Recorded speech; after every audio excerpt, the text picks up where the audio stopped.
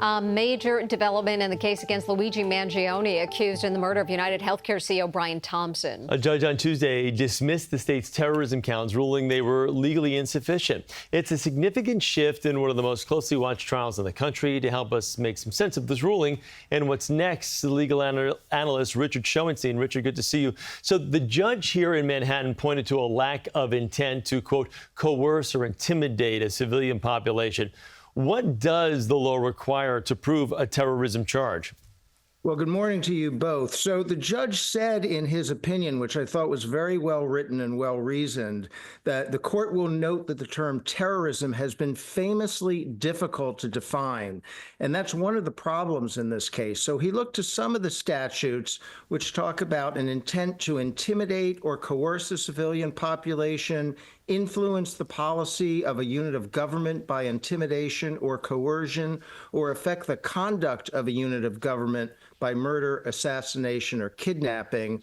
And this judge thought there was no evidence that the defendant was trying to influence the government necessarily to do anything. This was a murder for whatever reason, but not necessarily intended to prompt a response. So was this considered a big win for Mangione's legal team?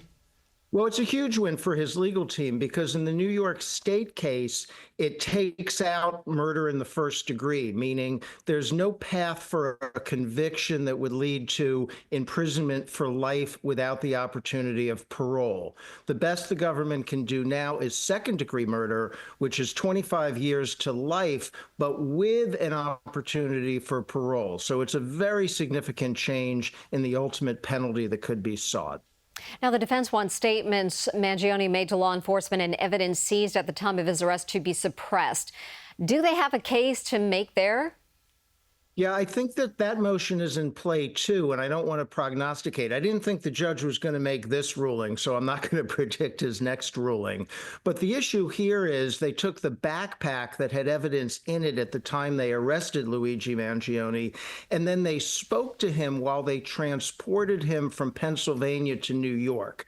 And the defense says those interviews in transport were no fair. They should have waited until he was in New York in formal custody and had a lawyer. And I think there could be something to that motion.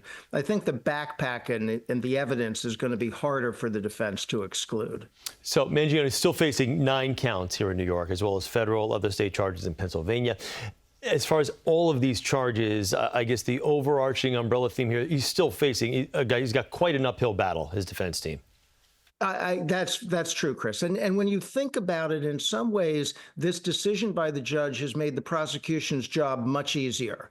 They don't have to prove terrorism anymore. They don't have to get into that. That was a steep climb that might have put off the jury. And now they just have to prove that this is the guy who did it and that it was an intentional act. And it's pretty clear if he did it, it was an intentional premeditated act. So that's not going to be as difficult. So it's a much easier case to try now that the first degree element has been taken out.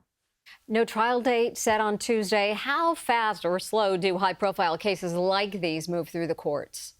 They go at all sorts of varying speeds. We know this case won't go to trial in 2025 because we're not even going to have another hearing until the end of the year.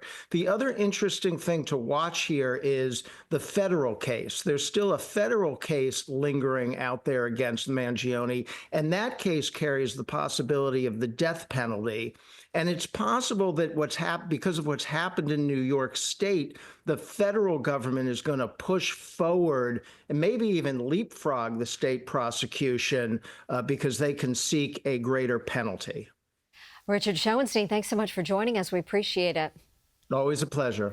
There is a filing deadline regarding Mangione's federal death penalty case coming up at the end of this week. In November, Mangione has a court appearance in Pennsylvania where he was arrested. We'll have more on that coming up.